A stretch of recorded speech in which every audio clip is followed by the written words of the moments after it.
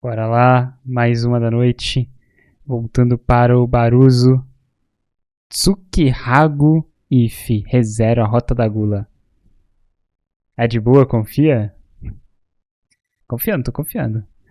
A do Johnny é da minha área, psicologia. Medo.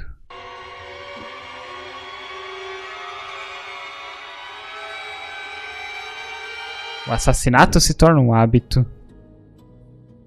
Antes de começar o vídeo, eu quero dizer que esse vídeo tá lotado de spoilers. Eu ia minimizar Bob? A do Bob é minha área psicologia? Pô, a música do Bob ali, ela é muito mais a área da teologia do que psicologia, não? Talvez até do exorcismo. alguns, mas decidi que vou deixar todos. Essa rota é praticamente impossível de reduzir os spoilers. Então, se você é curioso, vem comigo. A obra de Re:Zero, além da história original, possui histórias alternativas, que contam o que aconteceria se o Subaru tomasse escolhas diferentes. Cada história alternativa é criada com base em um pecado capital cometido por ele. Senhoras e senhores, sejam bem-vindos ao Boa, Tsukihago Guaxinim. If, a Rota da Gula. Obviamente, antes de começar a história, eu preciso dar uma base pra vocês, porque como o arco 6 é um arco bem avançado em relação ao anime, eu preciso explicar como tudo chegou a esse ponto. Basicamente, depois do arco 5 em que toda aquela rapaziada luta com os bispos, o Subaru, a Anastácia, a Emília, a Han, a Ren, a Beatrice e o Julius, eles vão pro leste de Lugúnica. O destino deles era a Torre das Pleiades, dentro das vastas dunas de areia de Algria. Aqui eu já tomei spoiler porque eu não terminei de assistir essa parte do anime, então eu nem sabia que já tinha acabado e que teria a Rin de volta. Mas eu aceito esse spoiler. Eles tinham que chegar na Torre das Pleiades para resolver um monte de problemas que foram causados no arco 5, como o braço preto do Subaru, o Julius com o nome comido e a Anastácia possuída. Fora a Ren que também tava em coma, né, então seria uma puta ajuda ir pra lá. E antes deles conseguirem chegar lá, eles tiveram que enfrentar um monte de obstáculos e um deles era a tempestade de areia. Só que Opa, fechou, Fabrício. Boa noite, bom descanso e que você tenha um sábado incrível amanhã. Cara, ficou bastante tempo até aqui na live, hein, cara? 1 da manhã. Cê é louco. Nem era pra eu estar aqui. Até amanhã aqui no Caso é Hoje. Exatamente, até amanhã aqui no Caso é Hoje, meu caro. Falou! essa tempestade de areia não era uma tempestade comum, ela era feita como um mecanismo de defesa da área. E toda essa defesa era pra justamente ninguém chegar na torre, porque nessa torre tá selada a bruxa da inveja. Como eu acabei excluindo aquele vídeo sobre a Sátala, eu vou dar uma explicação rapidinha aqui pra vocês. Essa torre guarda o corpo físico da bruxa da inveja. Ela foi selada pelo sábio, conhecido como Flugel, o dragão Volcânica e o rei de Astra, o primeiro santo da espada. Como o Flugel não tá mais lá, ele deixou uma guardiã na torre, chamada Shaula. A Shaula tem o papel de impedir que qualquer pessoa chegue perto da Torre das Pleiades. Então, além da tempestade de areia, a Shaula fica atirando de longe nos caras. Depois de todo mundo ter literalmente comido areia, eles finalmente conseguem chegar na torre. O Subaru tinha desmaiado, mas logo ele acorda dentro da torre com a rapaziada reunida. Lá a Shaula já encontra ele e tenta agarrar ele quando ele levanta. Ela tem muito carinho por ele e diz que o Subaru é o mestre dela. Só que o mestre dela era conhecido como Flugel, o sábio. Foi ele que criou a torre onde tá a Shaula, o Subaru e toda a galera dele. E é nesse arco que entra a teoria que o Subaru é o Flugel. Pior que, se não for verdade, eu quero ver como que o Tapê vai se livrar dessa teoria. Tem tantas pistas que o Subaru é o Flugel que chega até a ser meme. Enfim, voltando. A Shaula fala que eles não podem sair da torre até completarem todos os desafios que tem lá dentro. O que significa que, caso alguém saia da torre, a Shaula vira um monstro gigante e mata todo mundo. É tipo um Sword Art Online. Você entrou na torre, agora tem que zerar todos os andares. E além dessa regra, tem outras regras também que se resumem a não danificar a torre, não desrespeitar a biblioteca e não violar as regras dos testes. Ela explica que existem 6 andares na torre: Electra, Selaeno, Taigeta, Maia, Asterope e Alcione. O Subaru Um ponto aqui que falou da biblioteca, não desrespeitar a biblioteca, eu lembrei do Avatar, a Lenda de Aang, aquela parte que eles estão no deserto e encontram a biblioteca, que é onde o Appa ele é sequestrado, né, cara? Lembrou um pouquinho isso, porque tem toda aquela questão da biblioteca, você meio que respeitar, senão aquela coruja vai embora. Leva a torre embora, que foi o que aconteceu, né? Que por sinal é uma das minhas partes favoritas do Lenda de Aang, porque eu sempre gostei muito da ideia daquela torre, daquela biblioteca, conter vários do conhecimento do mundo. E aí essa parte aqui me lembrou um pouco disso. pergunta pra ela por que não tem um andar chamado Merope, e ela fala que é um Quase caí tropicando no tapete do gato, mas tô bem. Cuidado, Guaxinim. Merope e Alcione. O Subaru pergunta pra ela por que não tem um andar chamado Merope, e ela fala que é um segredo. Como o Subaru conhece muito de estrelas, ele sabia que Merope também fazia parte do conjunto das Pleiades. Cada um desses andares são referências a estrelas do grupo chamado Pleiades. O Subaru Deu uma jogada de leve. Mesmo estando no escuro, você tinha que ativar o modo visão noturna, não? Guaxinim deve ter visão noturna. Essa é minha noiva, Junto com toda a Shaula. rapaziada, era um primeiro desafio que dependia de saber as Bonitona, constelações. bonitona. E é bem estranho um teste que só o Subaru consegue passar. E pra quem tá curioso, o teste consistia em o Subaru acertar o nome de estrelas nos monólitos que tinha lá. E a resposta certa era justamente a que tinha o nome de Higel. Tapei, seu espertinho. Pra quem não lembra, Higel é o nome do filho do Subaru em uma das linhas do tempo alternativas que tem o nome de Renif, a Rota da Preguiça. Eu já fiz essa história aqui no canal, então se você ainda não viu, eu vou deixar o card aí em cima. Preciso assistir esse vídeo futuramente. Demora uns segundos pra ativar, mas o caminho do banheiro pro meu quarto é bem curto. Ah, entendi. Ela, meu menino escorpião? Pô, e sabe o que menino escorpião lembra, cara? Não tem nada a ver, mas tipo, me lembrou um pouco Mutantes, os Caminhos do Coração, cara. Aquela novela antigona, assim. Não sei porque, mas me lembrou. Bom, eles passam no teste e acessam a Biblioteca dos Mortos em Taigeta, que contém o livro de todas as pessoas que já morreram. Essa biblioteca funciona assim: quando a pessoa morre, a biblioteca gera um livro, e nesse livro tem todas as memórias daquela pessoa. Tem tudo que ela já passou na vida dela, desde quando ela nasceu até quando ela morreu. Então, se a pessoa tem uma certa proximidade com ela e quiser ler o livro vai se abrir pra ela e vai mostrar as memórias dela. E caso a pessoa não tenha uma certa proximidade, o livro nem funciona. Só que o problema é que é extremamente perigoso ler esses livros. Era dito Caraca, que insano, velho. Que ideia doida. que caso você lesse, a tua alma ia ser consumida por ele e você ia ficar meio maluco. E além da biblioteca de Taigeta, também tinha uma sala verde que tinha um espírito lá dentro, que ele basicamente curava todo mundo que tava lá dentro. E a única função dele era curar, então ele só ficava lá. O grupo deles montou uma base ali do lado das salas e ficou lá como um acampamento. Depois deles conferirem tudo, eles foram pro segundo teste. Só que o segundo teste não era tão fácil assim quanto o primeiro, que era só adivinhar a resposta. O segundo teste consistia em você, basicamente, derrotar o Rei de Astria, o primeiro santo da espada. Derrotar um fodendo Astria. Obviamente, todo mundo tomou uma surra lá e tiveram que voltar pro acampamento. Eles precisavam pensar em outro jeito de passar no teste. E antes de dormir, o Subaru troca uma ideia com a Anastácia, que tá sendo controlada pela... Você tem que derrotar um cara que é praticamente o Reinhardt, velho. Talvez até mais forte. E esse spoiler, espero que esse spoiler seja mentira. Equidona.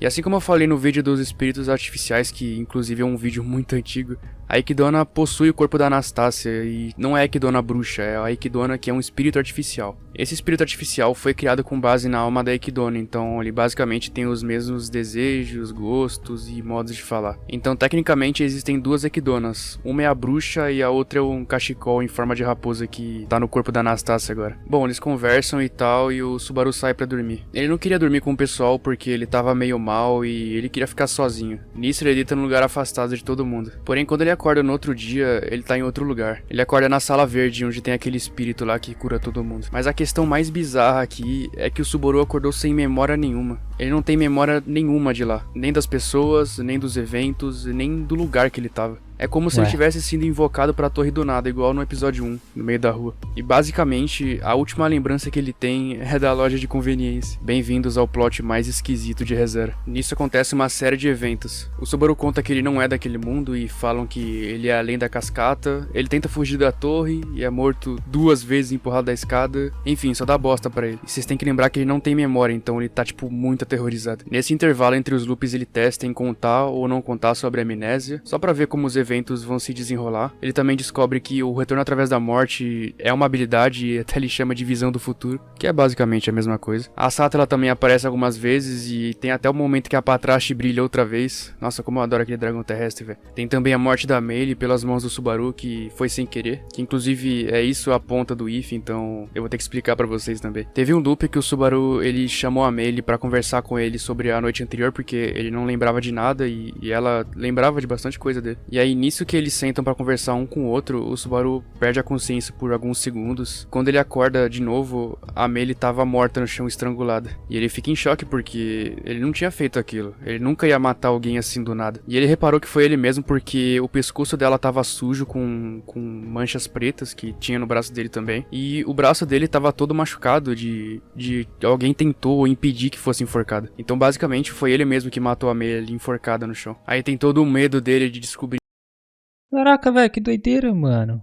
o corpo dela, aí ele esconde o corpo, aí ele mete o louco pra todo mundo, porque ele tava com muito medo. E aí a Beatriz acha o livro dos mortos da Meili na parede lá da estante, aí o Subaru convence todo mundo a ler o livro pra ver o que aconteceu com ela. Aí nisso a gente tem o primeiro contato com o que acontece quando a pessoa lê o livro. E basicamente o Subaru viu a vida inteira da Meili desde o início até o final, e viu que era outro Subaru que tava matando ela naquele momento, não era ele de verdade. Inclusive gera desconfiança que ele acha que o Subaru que matou ela é o Subaru com memórias, então, tipo, fica um mistério no ar. Depois que ele lê o livro, a Meili basicamente fica na cabeça dele, tipo, ela aparece assim do nada do lado dele. Aí, tipo, fica conversando com ele, fala o que ele tem que fazer. Tipo, mesmo que a pessoa tenha morrido, quando você lê o livro dela, ela fica, tipo, do seu lado, assim, conversando com você. Obviamente eu não consigo contar tudo com detalhes de como aconteceu, porque esses eventos são muito grandes e o vídeo ia ficar gigante também. Mas basicamente o Subaru tava sem nenhuma memória e ele tinha ficado muito desconfiado e confuso de todo mundo. A cada loop todo mundo morria, ele morria e ele não tinha nenhuma resposta pra nenhuma pergunta que ele tinha. Ele tinha medo de todo mundo e basicamente não sabia o que fazer. Inclusive ele começou a achar que era um erro ele tá ali, era um erro o Subaru sem memória existir. Aí nisso, depois que ele matou a Meili sem querer e leu o livro dela, ela começou a entrar na cabeça dele e começou a falar com ele sobre matar os outros e acabar logo com a vida de todo mundo pra ler o livro deles. Porque basicamente, se você lê o livro da mente dos outros, você vai saber quem é você de verdade, né? Você vai ter um entendimento maior do que tá acontecendo no mundo. Então ele ficou entre matar o pessoal só pra ler o livro dos mortos de cada um e ver como ele era, ou desistir de tudo e se entregar à escuridão do seu coração. Na rota principal, a Emilia salva ele e convence ele a tentar recuperar as memórias dele na torre de algum jeito. Então, tipo, fica tudo tranquilo. Só que nesse ele decide ser persuadido pela Meili que tava na mente dele e acaba executando o plano de matar todo mundo. E esse foi o ponto de divergência. Ele escolheu matar todo mundo só... Cara, então a Meili foi de F, mano. Caraca, velho, ela foi de F real. Que isso? Eu achei que ele ia voltar no tempo ali, mano. Pra ler o que tinha na mente de cada um deles. Ele queria se tornar o Subaru verdadeiro. E é agora que começa o if, tá? remendando, preenchendo cores, remendando. A história começa com o Subaru perguntando algo bem específico pra uma garotinha que tava no norte de Lugunic. Era uma vila pequena e só tinha sobrado ela lá. Ei, qual é o meu nome? A garotinha era chamada de Amoe Sears. Ela tava com medo e tava muito relutante em responder a pergunta do Subaru. Ela responde com um não, afinal ela realmente não sabia quem era ele, mas o Subaru aceitou o não que ela falou. Afinal a vida é feita de escolhas e o Subaru aceitou a escolha dela. Ela não sabia o nome dele. A cena pula pro Subaru fazendo um almoço pra turma dele no meio da estrada. A Han, a Emilia, o Julius, a Beatrice e a Meili discutiam com muita alegria do que eles gostavam mais. Se era batata cozida no vapor ou se era maionese. Depois de um certo tempo... Batata cozida no vapor 100%, maionese, mano. Comprar maionese com batata? É impossível, né, cara? Pelo amor de Deus. Batata vai vencer, não importa qual seja a maneira como ela for feita. Onde já se viu uma batata ganhar uma maionese ganhar de uma batata, cara? Sai fora. Conversando, o Subaru recebe a Shaula correndo atrás dele. Depois que ele vê ela chegando, a presença de todos aqueles amigos dele antigos acaba desaparecendo. Eles não estavam ali de verdade, só estavam na cabeça dele. E na realidade, o almoço só foi feito para 2 pessoas, pro Subaru e pra Shaula. E a angústia que ele sentia era sempre a mesma. E a Shaula, ela só completava o entendimento racional dele. Ela tava lá pra ajudar ele por vontade própria, então ele apreciava a ajuda dela. E o caminho dele tava só começando. Alma e mente desgastada, cansada. Era isso que resumia o estado de espírito do Subaru. Andando a pé, ele pensa qual direção ele devia ir. A Han fala pra ele ir na grande cascata e se jogar de lá. Ele até acha engraçadinho, mas ele decide ir pro oeste. Era a melhor opção pra ele. Depois de um certo tempo andando pro oeste, o Subaru e a Shaula trombam na estrada com uma carruagem de dragão. Depois dessa carruagem quase atropelar eles, a carruagem para e sai uma pessoa pra fora chamando o Subaru. Uma figura muito parecida com o Otto apareceu. Era o irmão mais novo do Otto, o Higgin Swain. Ele tinha acabado de sair da aldeia e avistou o Subaru na estrada com a Shaula. O Subaru obviamente mete o look e cumprimenta o cara e ele lembra que o Subaru era um amigo do Otto, do irmão dele. Eles conversam um pouco sobre eles e sobre os interesses deles. O Subaru fala que ele tá numa jornada de autodescoberta. E o engraçado é que ele fala essa frase de um jeito bem irônico, ele achava que era coisa de adolescente. O Higgin até se oferece pra tratar a saúde do Subaru porque o Subaru admitiu que ele não tava muito bem na cabeça, mas a única coisa que ele queria mesmo ali era absorver as memórias do Higgin que tinha sobre o Subaru que ele conhecia, o tal Subaru sem a perda de memória. Então, né, já sabem, vacilou vira livro. Depois do Subaru ordenar que a Shaula cortasse a cabeça dele, ela pega o corpo dele e esconde na floresta. E o foda é que tudo aconteceu num flash de luz, a Shaula tem um ataque muito rápido. O Subaru arrumou as coisas e foi em direção à aldeia dele. Quem mais lá poderia conhecer o Subaru original? Ele ia descobrir. O Subaru volta à realidade depois de ler o livro do Higgin. Mesmo depois de já ter lido 23 livros, ele nunca se acostumou com a sensação ruim. A Shala pergunta se ele tá bem e ele fala que sim, e nisso ele pede o próximo livro. O Subaru tinha uma lista de todas as pessoas que conheciam ele, e ele ia recuperar todos os fragmentos de cada um deles. A memória do Higgin foi meio decepcionante pra ele, porque o Higgin não conhecia muito bem o Subaru assim que nem o outro. Mas mesmo assim foi bem útil pra ele. Depois de um tempo procurando os livros, o Higgin começa a conversar com o Subaru na mente dele. O Higgin torce pro Subaru recuperar todas as memórias, e o Subaru aprecia isso. O Subaru fala com a Emilia sobre o que ele vai fazer depois de recuperar todas as memórias. Ele revela que vai voltar no tempo quando recuperar todas as memórias pra finalmente se tornar aquele Subaru que não tinha amnésia. Ele fala que poderia se transformar no seu eu antigo e voltar a viver normalmente com eles na outra vida. O assassinato se torna um hábito. Essa é uma frase famosa que o detetive Hercule Poirot deixou pro mundo. Não se trata de alguém que mata por gostar, mas mata pra resolver os problemas. E é basicamente o que o Subaru mais faz nessa rota, matar pra resolver os problemas dele. Ele precisava terminar aquilo, ele precisava trazer de volta aquele Subaru que todo mundo amava. Ele precisava trazer de volta aquele Subaru que salvou todo mundo,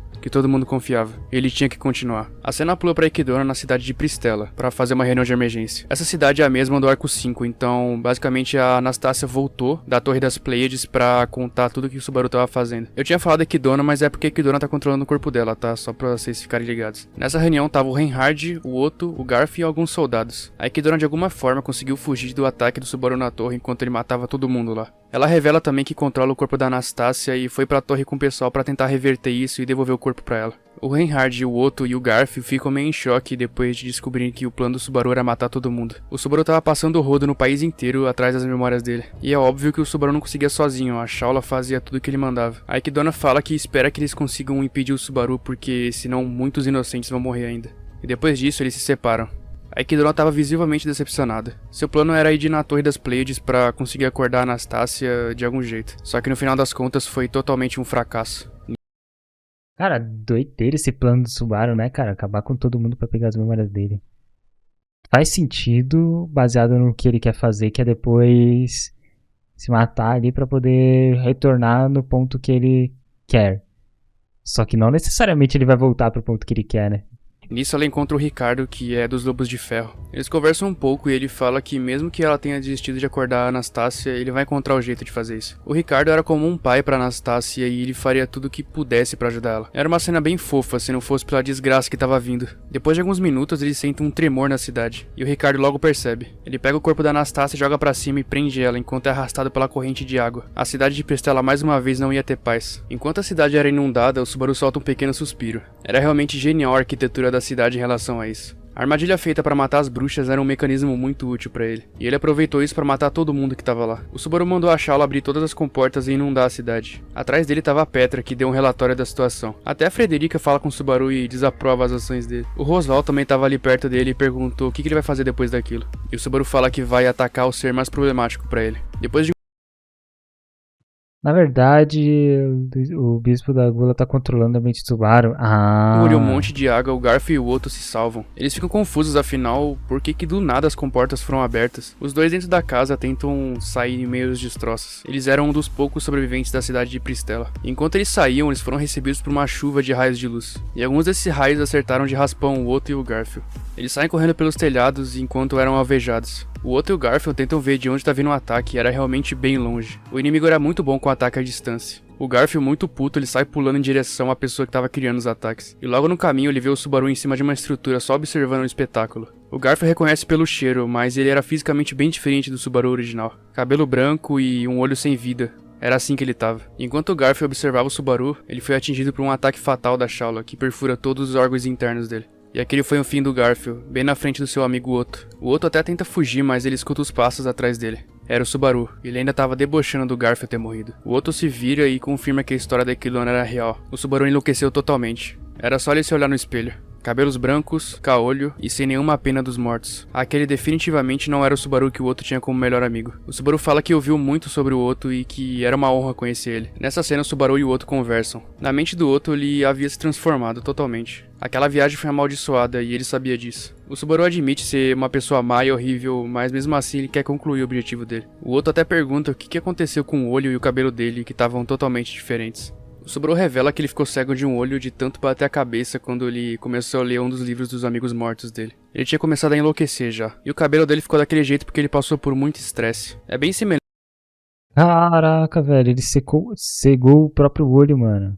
É o que aconteceu com o Kaneki de Tokyo Ghoul. O Subaru fala que o Oto é bem famoso e que é um inimigo bem problemático pra ele. Ele fala que ele não pode dar tempo pra ele, senão ele arruma um jeito de destruir o Subaru. E o Subaru fala que vai acabar com ele ali mesmo. O Oto até elogia o plano do Subaru de esperar todo mundo se reunir pra decidir abrir as comportas. Quase todo mundo morreu nesse ataque. E o Subaru fica muito feliz de ter sido elogiado pelo Oto. Afinal, era uma grande conquista pra ele. O Oto ri e fala que o plano dele tinha uma falha. A falha dele era ter mirado no Oto e não no Reinhard. Ele fala que primeiro devia ter mirado no Reinhard e não nele. O Subaru até achava interessante a visão dele, mas ele fala que a ideia dele também tem um erro. Derrotar o Reinhard levaria muito mais tempo, muito mais preparo. Ele mirou na cidade de Pristela de propósito, e o objetivo principal dele era matar o Oto. Todos os espíritos na cabeça do Subaru apontavam o Oto como a pessoa mais perigosa pro Subaru. O cara é tipo o Batman, tá ligado? Se deixar muito tempo se preparando, já era. Ele não era perigoso pelo poder de fogo, mas pelo seu intelecto. O Oto era o único capaz de parar os planos do Subaru, ninguém mais. Por isso o Subaru foi direto em cima do Oto. Essa era a cartada final do Subaru. O Reinhard fica pra depois, não é tão importante assim. O Oto viu que não tinha como fugir daquilo e ele só xinga o Subaru enquanto o Subaru começa a rir dele. A vida do Oto acaba num flash de luz e acaba perfurando o peito dele. Depois de ter matado o Oto, ele escuta uma voz atrás dele. Isso é o mais longe que você irá, disse o Reinhard. O Subaru olha pra trás e fica surpreso. O grande santo da espada tava ali, bem na frente dele. O Subaru até se desculpa com ele, afinal ele não tinha culpa de nada que tava acontecendo ali. Era tudo um objetivo do Subaru. Ninguém tinha culpa de nada, só o Subaru. E ele sabia disso. O Reinhard só tava fazendo o trabalho dele como herói. E o Subaru admite que ele cometeu todos aqueles assassinatos só pra conseguir as memórias de cada um. E ele fala que vai derrotar o Reinhard um dia, mas não hoje. A Shala fica com um pouco de medo, afinal o Reinhard manifestava uma aura muito poderosa, igual a do Raid. E o Subaru explica pra Shala que o Reinhard é descendente do Raid, por isso que ele é tão poderoso assim que nem ele. Mas de qualquer forma, o Subaru não ia lutar com ele. Mas como que ele ia fugir do Reinhard se o Reinhard conseguia matar ele ali mesmo antes de fugir?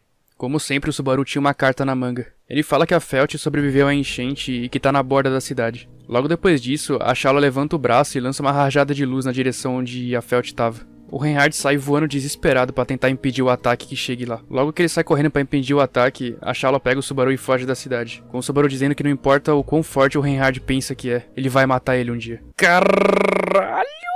É brabo, é brabo. Depois de um tempo... É brabo mesmo, brabo mesmo.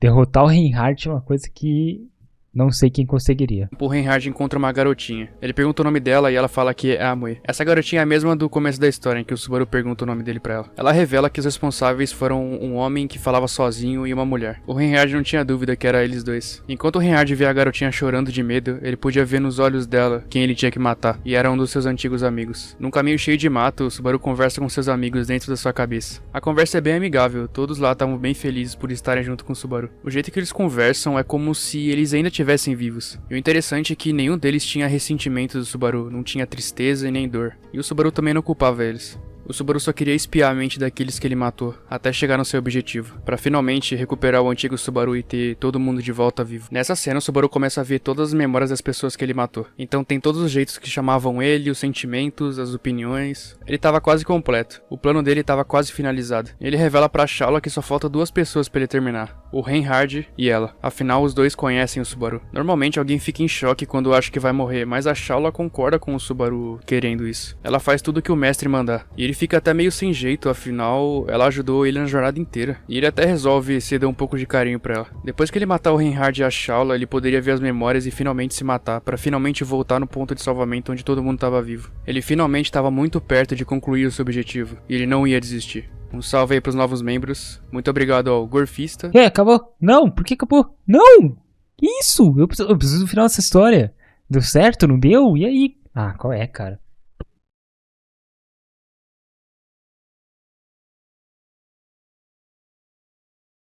Agora eu tô bravo. Que isso? Essa história é braba, essa história é brabíssima, brabíssima, insana. Mas não tem final.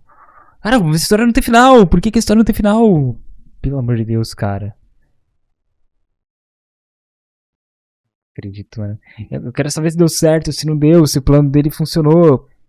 Se ele vai derrotar o Reinhardt ou não. Eu tô na fase da negação, sim. Eu tô na fase da negação. Autor de reserva. Esse canalha não deu final, mano. Canalha. Preciso desse final, cara. Como é que o cara me joga uma bomba dessa sem falar se deu certo ou se não deu certo? O que acontece no final, cara?